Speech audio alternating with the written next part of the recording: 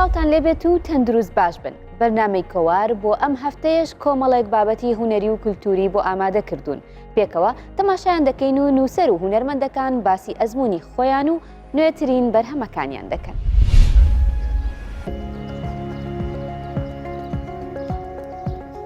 نوێترین کلیپی هونەرمەند بورهان محەممەد وێنە دەگیرێت. گۆرانیەکە بە ناوی وەیلەیە کە مەقام و بەستەیە. کاری میوزیکی کلیپەکە لەلایەن تیپی میوزیکی لوڕەوە ئەنجام دراوە و مەقامەکەی شعری شاعیر ئیسماعیل محەممەدە. نزار زێوێیی کاری ئامادەکردن و دابشکردنی کلیپەکەی لە ئەستۆ گرتووە.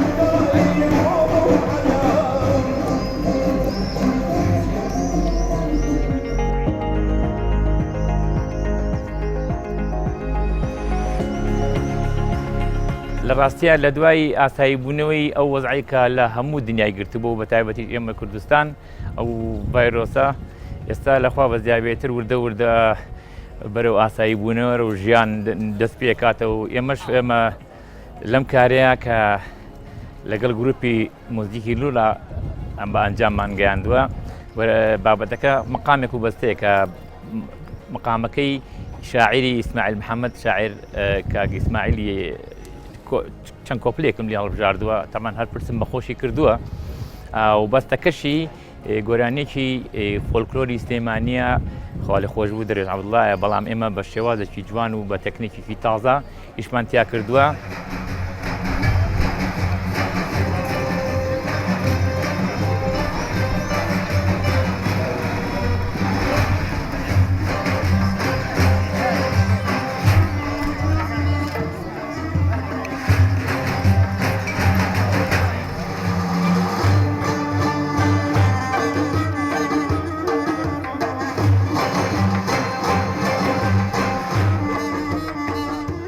لە ناو شارە بە تایبەتی ئەو کەسایەتیانەی ناو شار هەر کەسەوە پیشەوەرێک چوومەتە لای یان هەر شوێنێک کە زۆر لە سلێمانیە دیارە ئەو کەسایەتیە یا ئەو پیشێ دیارە یا ئەو شوێنە دیارە لە سلێمانیە من چوومەتە ئەوێ و وێنەم گرتووە لەویا و پاشان ئێشتا ماویشمانە دوای ئەم کارە ئێشتاشتی تریشمان ماوە لە مزگەوتی گەورەیە بە عەرەبانەیەکی یایلی زەمانی زوو لە سەرەوە لای بڵێن لای تقریبن خوارد پیمەلیکەوە بۆ بەردێکی سەراو لەویا و لێوە بۆرەوە جادەی مەولەوی ئەڕۆین و شتەکان فۆلکلۆری و جوانی سلێمانین و وەبیرهێنانەوەی ئەو شتانەی سلێمانیە.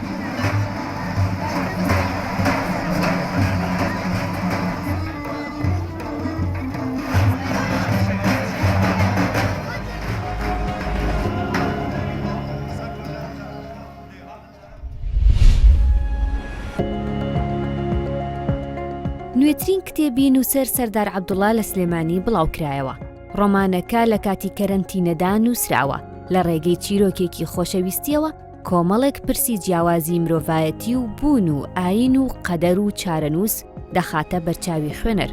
دووبارە چیرۆکی ئادەم و حەوا دەگێڕێتەوە و لە ڕێگەی تاجی کۆرۆناوە باس لە قارەمانەتی ئافرەت دەکات. ئەم ڕۆمانە باسی چیرۆکێکی خۆشەویستی دەگمەنەکە لە سایەی ئەم کەرەنتینەیە کە لە سایەی کۆرۆنایە لە سایەی ڤایرۆسی کۆرۆنایە. بەڵام لە ڕاستیە باس لە هەموو مێژووی ئازارەکانی مرۆڤایەتیەکە لە سەرەتاوە. ئەم شارستانیەتە چۆن لە ئەشکەوتەوە هات و هەڵەکەی لەکوێ بوو هەڵە سەرەکیەکەی لەکوێ بوو. لەو شوێنەیە بوو کە لە حکایەتی خەڵق یەکەمین حکایەتی خەڵق ئادەمی وەکو قارەمان پیشاندا لە کاتێکە گریمانی ئەم ڕۆمانە لەسەرەوەی کە حەوا قارەمانی حکایەتی خەڵقە. وەختی هاتین ئەو ڕاستیەمان شێواند نەک هەر ژن بوو بە قوربانی ئەو شێواندنی ئەو ڕاستەیە بە پێچەوانەوە ئەتوانین بڵێن هەر هەموو مرۆڤایەتی هەموو ئازار و کارەسات و بەدبەختیەکانی کە بەسەر مرۆڤایەتی هاتووە ئەگەڕێتەوە سەر خراپگەڕانەوەی یەکەمین حکایەت. بۆیە لێرە ئەسڵی مەوضوعەکە بۆ بیناکردنەوەی جیهانێکی تازەتر لە پاش کۆرۆنا کە گریمانی ئەم ڕۆمانە ئەوەیە کە کۆرۆنا هات مرۆڤایەتی خستە بەردەم دوو ڕیانێکەوە. ڕێیەکیان قەدەرە ڕێیەکیان چارەنووسە و لەنەو ڕۆمانەکەی باسی جیاوازی ئەو دوانەکە.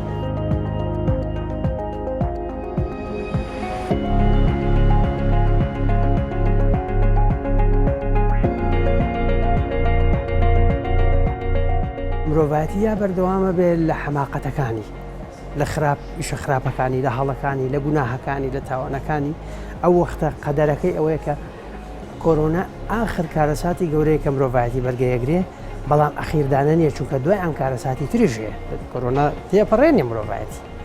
بەڵام کارەساتی تر دێ ئەگەر ئەوە بڕۆین قەدەرمان تیاچوونە لە ناوچی ئەگەر بمانەوە چارەنووس هەڵبژێین ئەو معنای ئەوەیە من لەو قەدەرە یاخیە بێت چارەنووس دەبێت بخڵقێنی بۆیە ڕۆمانەکە گریمانەکەی ئەوەیە کە قەدەر ئەوەیە لە چارە نووسراوە چارەنووس ئەوەیە کە خۆت خەڵقی خۆڵقێنی لە قەدەرەکە دیاخەیە بی خۆت دروستێکی لێەوە ئیتر ڕەبتی کۆرۆنا لەگەڵ تاجە بێ جۆرەکانی تاج شەڕ لەسەر تاج ئەمە لەکوێوە دێ لەکوێوە ڕەبتە بێتەوە بە ئازاری حەزرەتی مەسیح ئەم ڕۆمانە بەدیوێکە وەکوتم ڕۆمانی گێڕانەوەی مێژووی هەموو مێژووی مرۆڤایەتیە کە بەدیوێکە لە ناو دەقەکەیە ئەڵێ مێژووی مرۆڤایەتی کە بریتە لە مێژووی عەرەبانەکان مێژووی مرۆڤایەتی بریتە لە مێژووی عەرەبانەکان بەدیوەکەی تریا ئەمە ڕۆمانی ژنە باز لەوە کات جیهانی پاش کۆرۆنا بۆی بتوانێت جیهانێکی شایستە بە مرۆڤ بێ ئەم هەموو ئازار و مەینەتی و تاوان و گوناهانەیتیانە بێت ئەم هەموو بەختیەکمان توش نەبێتەوە شایستە بێ بە ژیان و بە کەرامەتی مرۆڤ یەک پێشمەرجی هەیە بەردی بناغی ئەو جیهانە نوێیە دەبێت ڕۆڵی قیادی و قارەمانێتی ژن بێ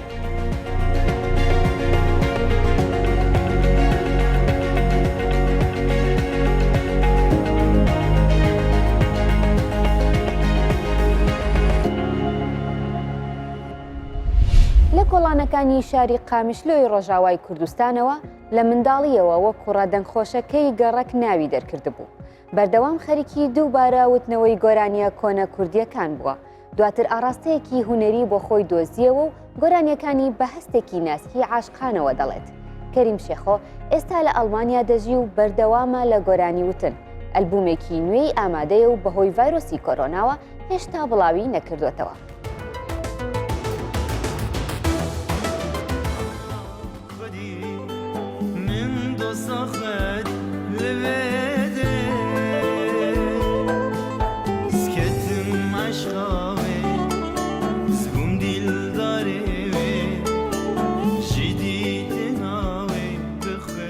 كريم شيخ وما قامشلو جتاخك بچوك عنتريه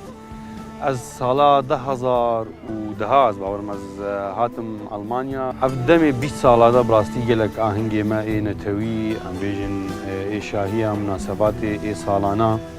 از تبلي واجب ما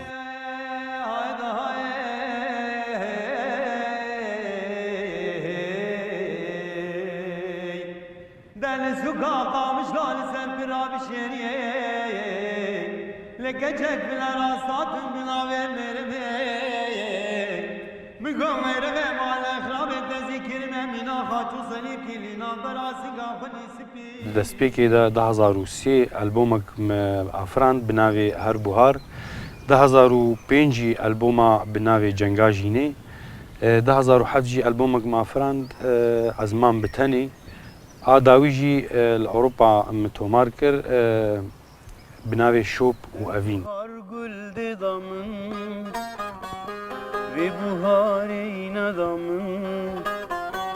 her buhar gül didamen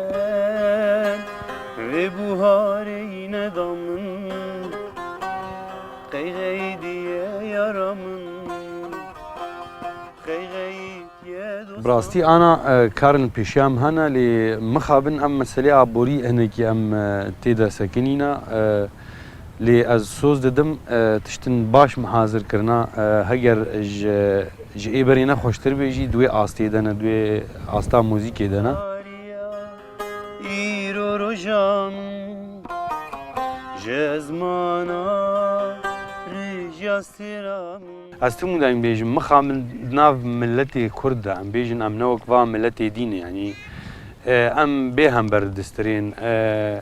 استمو دايم بيجم هنرا رسن دناف كردا دا اموي خودي كن او ما خودي ناكي يعني دكارم بيجم ام جهانا استكي نوي استاق تشاوا ام هنرا خو بيجين يعني ام جهانا استكي ام تشاوا كاربن لبر خو بدن مساله هنري ده يعني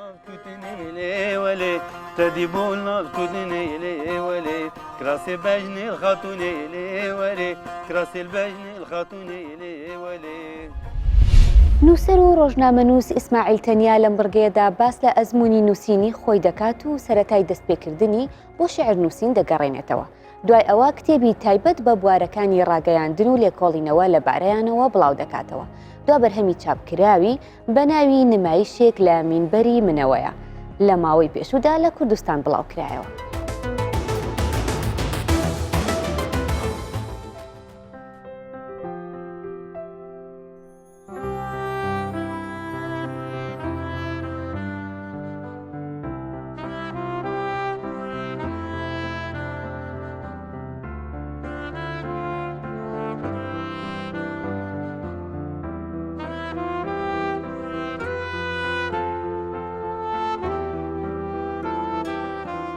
من ئیسماعیل تەنیامە لە کوردستان پیشەم مامۆستا بووە لەگەڵ مامۆستایەتیش کاری ڕۆژنامەگەریشم کردیە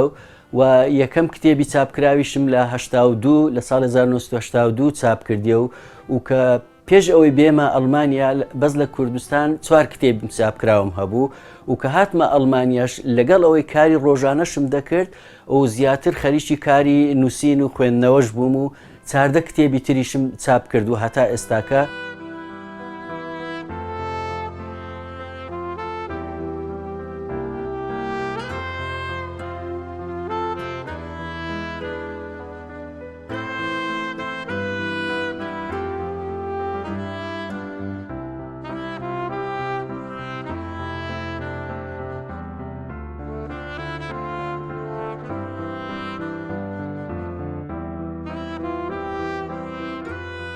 وەک هەموو خوێنەرێک سەرەتا بە شەعر دەستم پێ کردووە لە سەرەتادا و دواتر کە کەوتومەتە ناو بواری ڕۆشنبیری و خوێندنەوە شتی تر کارم لەسەر بواری ڕۆژنامەگەری کوردی کردووە بە تایبەتی لە قۆناغی شاخ. لەو کاتی هەستم کرد کە کەلێنێکی گەورە هەیە چونکە زۆر گۆڤار و ڕۆژنامەی کوردی هەبوو و لە شاخ دەردەچوو و کاتی خۆی لە 75 تا 91 و کە هاتمە ئەڵمانیاش کارم لەسەر مێژووی ڕۆژنامەگەری کوردی لە ئەڵمانیا کردیە.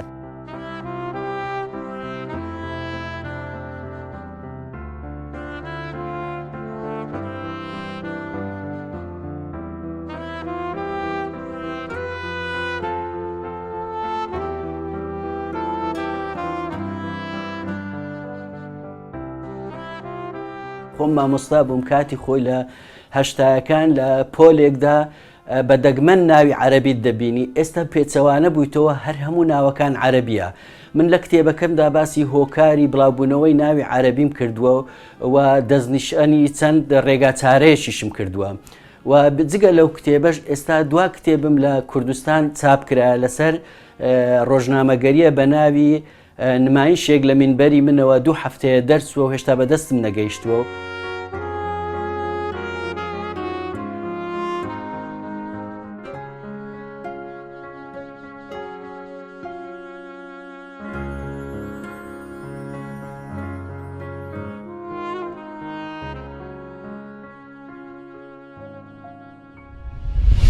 لە دووەبڕگەدا هونەرمەندێکی شێوەکار مامۆستای پەیمانگای هونەرە جوانەکانی هەولێر میوانی ئێمە دەبێت. حەمە هاشم لە ڕێگەی تابلۆ و ڕەنگەوە هەوڵی وشیارکردنەوەی کۆمەڵگە دەدات. ئەم هونەرمەندە لە ئەزمموی هونەری خۆیدا جۆرەها ستایل و قوتابخانەی هونەری تاقی کردوێتەوە. بە پێی گەیاندنی بیرۆکەی ئەو بابەتەی دەیەوێت لە ڕێگەی هونەرەکەیەوە پیشانی بدات. شێوازی کارکردنەکەی گۆڕیوە. لە سەردەمی کۆرۆنادا لەسەر شێوازی سوریالیزمی هاوچەرخ کۆمەڵێک تابلۆی دروست کردووە کە باس لە بیرۆکەی مرۆڤایەتی و ئاژەڵ دۆستی و پاراستنی سروش دەکات. حەمە هاشم دەڵێت مرۆڤ دەبێت خۆی بشوات و بە هەڵەکانیدا بچێتەوە.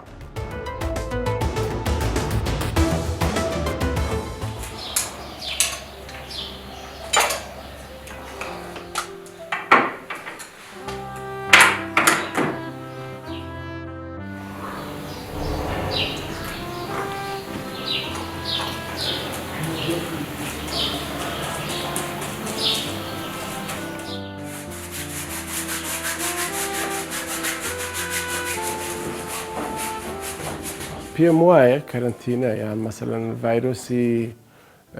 کۆڤید-19 بۆ هونەرمەندان لە دنیا قەفزەیەکی گەورەیان بەردەبازێکی گەورەیە کە لە دنیای سوریالیزم مەرحەلەیەکی دیکەیە کە دێتە سەر ئیزافەی ئەوە ینی ئیزافەی هوەری سوریالیزم لە دنیا لەبەر ئەوەی کە ئێستا ڕەنگە دەرنەکەوێ مەسەرەن ڕەنگە مەسەرەن ساڵێک کە دوو ساڵی کە هونەرمەندانی دیکەی دنیا کارەکانیان بەرهەمەکانیان پێشکەش بکەن و ببینی کە تەسیرات یان کاریگەری کۆڤید-19 چەند بووە لەسەر دنیاوە چەند بووە لەسەر هونەرمەندان خۆیان کە ڕەتکردنەوەی مەرگ یەک جار گرینگە بۆ ئینسان شۆڕشی فەڕەنسی شۆڕشی تەکنۆلۆژی بوو یعنی ئینسانی بەرەو پێشەوە برد لە تەکنۆلۆژیا بەڵام دووبارە ئینسانی دابڕی لە ڕۆحیەتی خۆی لە سروشتی خۆی ینی ئەوە دەبێتە جۆرە لە جۆرەکان لە سوریالیزم لە عەقڵی ئینسان ئەنجا ئەم جۆرە بیرکردنەوانە یعنی ڕەنگە بۆ کەسی ئاسایی نەبن ینی مەسەلەن تۆ دەبینی مەسەلەن ئەمە لێرە ئیشێکم کردووە بڕغوێکی زۆر گەورە دەبینی کابرایەک بە مەسەلەن بە بەلەمێکەوە چێتنا هەورێک دوو فیگەری زۆر جیاوازن مەسەلەن بڕغێکە زۆر ڕقە کە مانایە لە تەکنۆلۆژیا و لە ئەو شۆڕشەی تەکنۆلۆژیایی کە مەسەلەن ئینسان دەیەوێ مەسەلەن یان شۆڕشی اقتصادی کە لە دنیا مەسەلەن برەوی هەیە ئێستا بەڵام ئینسانێککە هەیە ڕۆحیە ئینسانێکە دەوێت نەرم بێ ئینسانێکە دەوێت سروشتی خۆش بێ ئینسانێک دەوێت ژیان دۆست بێ مەسەلەن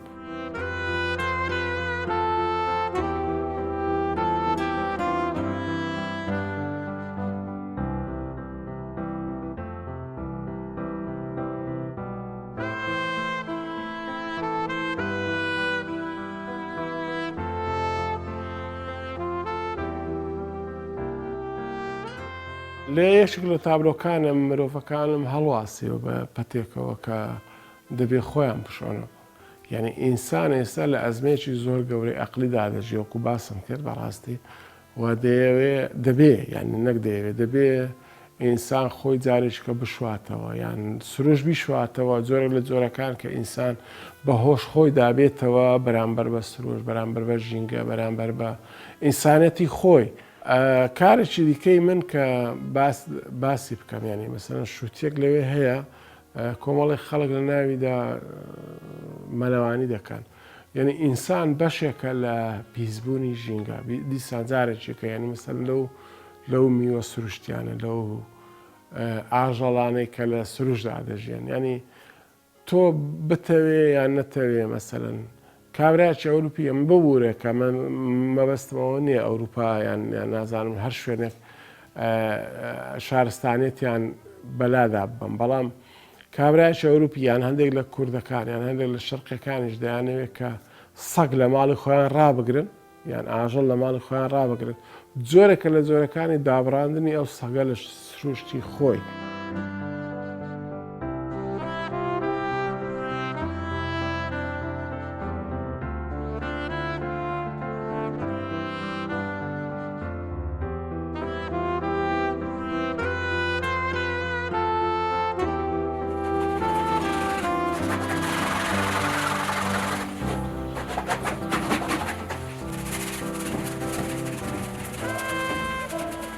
هوەری شێوەکاری هاوچەرخ هەندێک بنەمای زۆر گرنگی هەیە کە ئینسان وەکو هونەرمەند دەبێت پابند بە پێویانەوە یەکەم تەوازن یان بڵێن هاوسەنجی لە نێوان هێڵ بۆشایی ڕنگ کە ئەو سێ بنەمایە هێزی ئستاتیکی یان هێزی بڵێن جوانناسی دەبەخشێ بۆ کەسێک کە بینەرە ئەوە لە هوەری پۆست مۆدێرنا بیرکردنەوە یان فکر بارستەیەکی کەیە خرایە سەر ئەو بابەتانە.